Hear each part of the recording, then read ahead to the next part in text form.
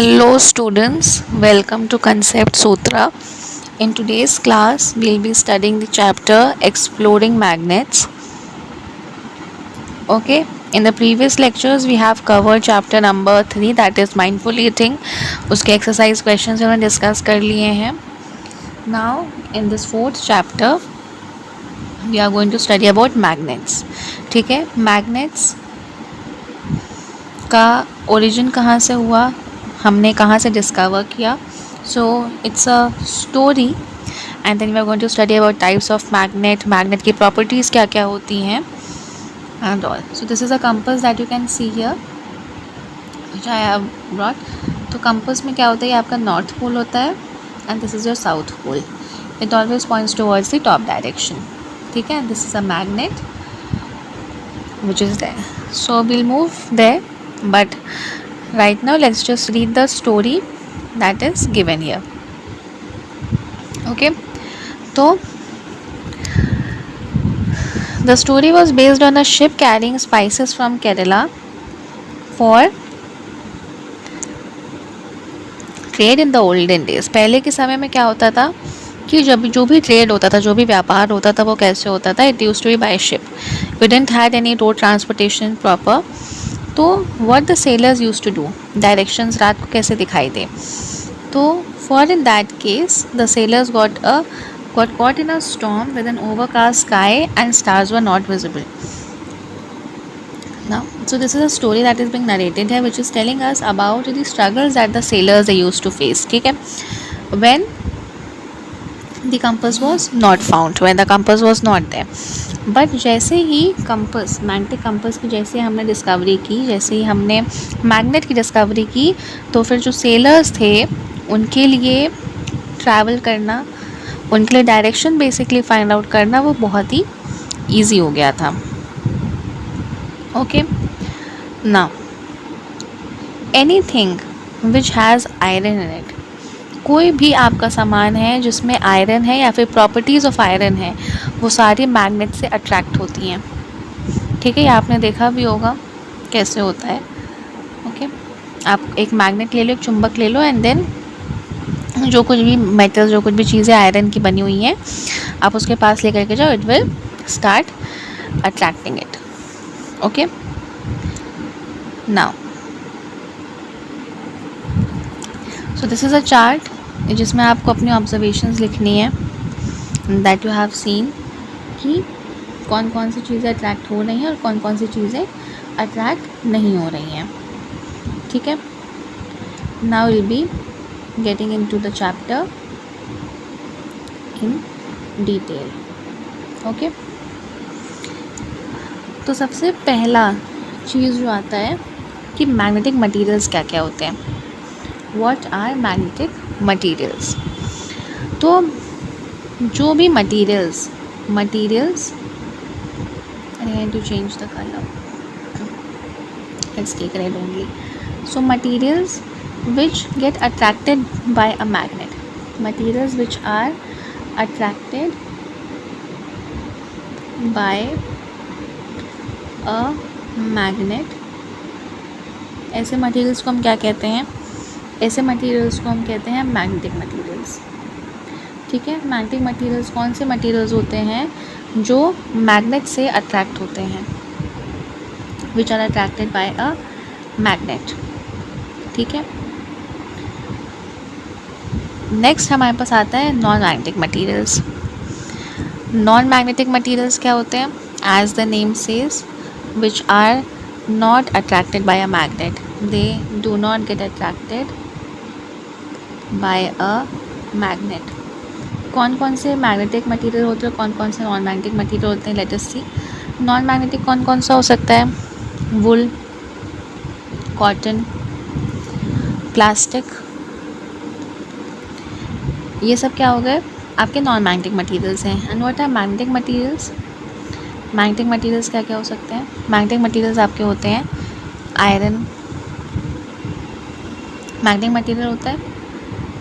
And what else are the magnetic materials which are attracted by a magnet. आप iron filings हैं, metals हैं, they though the metals which have a magnetic property like nickel and cobalt are there which have magnetic properties, तो ये सब भी क्या है, magnetic materials हैं, ठीक है. और नॉन मैग्नेटिक तो almost every material which is there which does not contains iron, they are non magnetic. अब ये जो एक्टिविटी गिवन है about poles of a magnet, ये एक्टिविटी हमसे क्या कह रही है कि हमने कुछ आयरन फिलिंग्स ली, छोटे छोटे आयरन के टुकड़े लिए और हमने कहाँ पर रख दिया, उसको एक शीट ऑफ पेपर पे रख दिया. और उसके बाद जब हम एक बार मैग्नेट जब हम उसके पास लेकर के गए तो फिर हमने क्या नोटिस किया कि जितने भी आयरन फिलिंग्स हैं वो मैग्नेट के जो पोल्स हैं, जो किनारे हैं, सारी ज़्यादातर उधर ही कंसंट्रेट हो गई, जा कर के उधर ही ज़्यादा जमा हो गई. तो इससे हमें क्या पता चलता है, इससे हमें ये पता चलता है कि किसी भी मैग्नेट की सबसे ज़्यादा मैग्नेटिक पावर कहाँ पर होती है, उसके पोल्स पे. सबसे ज़्यादा मैग्नेटिक पावर किस पर होती है, पोल्स पर होती है मैग्नेट के. Okay. The ends of a magnet are called the poles of a magnet, which is known as the north pole and south pole. Most of the iron fillings stick to the pole of a magnet. ठीक है. एक single pole का magnet क्या exist करता है, नहीं. कोई भी मैग्नेट अगर आप उसे तोड़ भी दोगे, अगर मैंने एक बार मैग्नेट लिया, ये नॉर्थ है ये साउथ है, और मैंने कहा कि चलो मैम इसको हम तोड़ देते हैं तो ये साउथ बन जाना चाहिए, नॉर्थ पोल बन जाना चाहिए, लेकिन ऐसा नहीं हो सकता है, ये एग्जिस्ट ही नहीं करता है. अगर मैंने इसको तोड़ भी दिया और इधर नॉर्थ कर दिया इधर साउथ, तो यहाँ पर ऑटोमेटिकली नॉर्थ पोल आ जाएगा, यहाँ पर ऑटोमेटिकली साउथ पोल आ जाएगा. यानी कि सिंगल पोल का magnet, monopole magnet does not exist. ठीक है. अब नेक्स्ट एक्टिविटी क्या कह रही है, it's about finding directions. Suspend a bar magnet with a thread tied to the middle of the magnet. You may need to adjust the position of the string till the magnet is balanced. हमने क्या किया, हमने एक bar magnet को suspend कर दिया एक thread से बांध करके टेबल से. ठीक है. अब हम क्या करेंगे, हम धीरे धीरे मैग्नेट को क्या करेंगे, हॉरिजॉन्टल डायरेक्शन में हम रोटेट करेंगे. Now you need to mark the position corresponding to the ends of the magnet on the ground.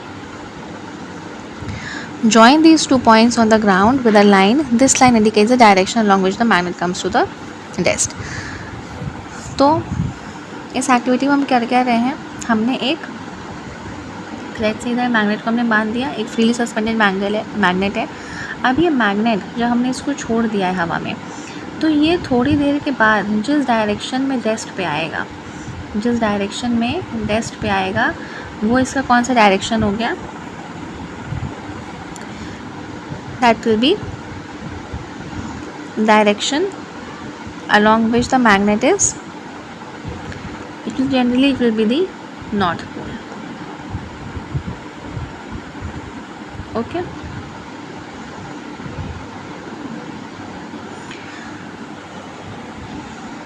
Now next अब आता है north pole and south pole of a magnet. हम कभी भी किसी मैग्नेट को जो हम फ्रीली सस्पेंड करके जो हम छोड़ देते हैं, तो वो हमेशा कौन से पोजीशन पे रेस्ट करता है, अभी मैंने आपको बताया, it always rest in the north pole and the opposite is the south pole. तो नॉर्थ सीकिंग पोल में वो हमेशा मैग्नेट हमेशा रेस्ट करता है. तो हम क्या कहेंगे कि end of the magnet that points towards the north direction is the north seeking pole और द नॉर्थ पोल. और जो पार्ट ऑफ द मैग्नेट, जो end of the magnet south direction की तरफ पॉइंट करेगा, that is the south pole of the magnet. ठीक है.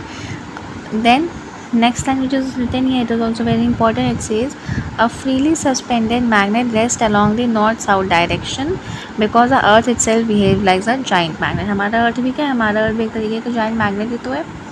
It is also resting at a particular space. Universe में एक पर्टिकुलर पोजीशन पर हमारा अर्थ भी रेस्ट कर रहा है. Okay.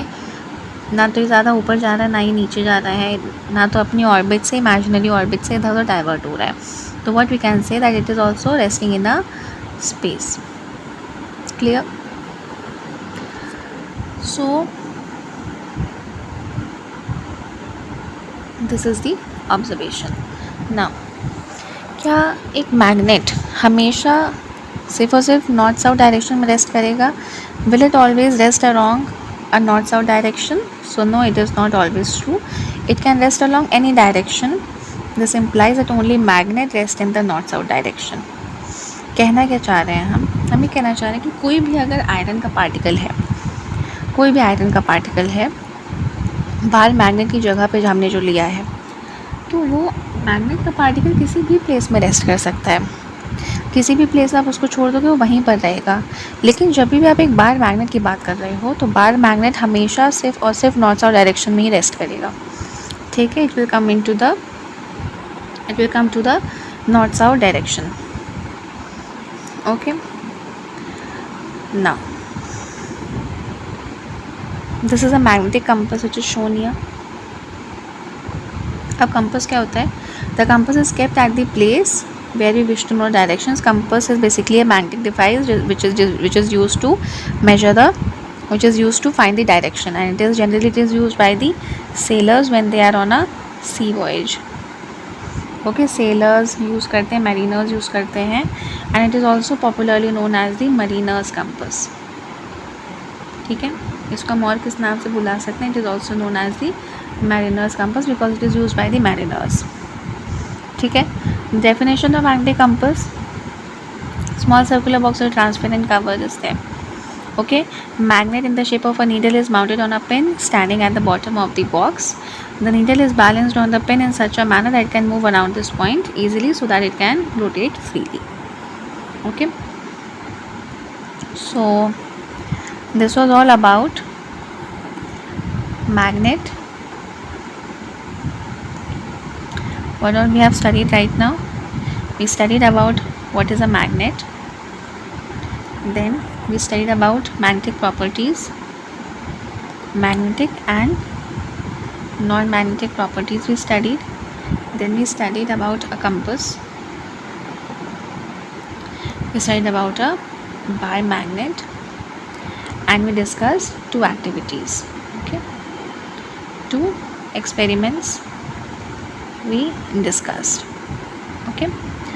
So we have studied this much in today's lecture. In the next lecture we'll be continuing with the next part.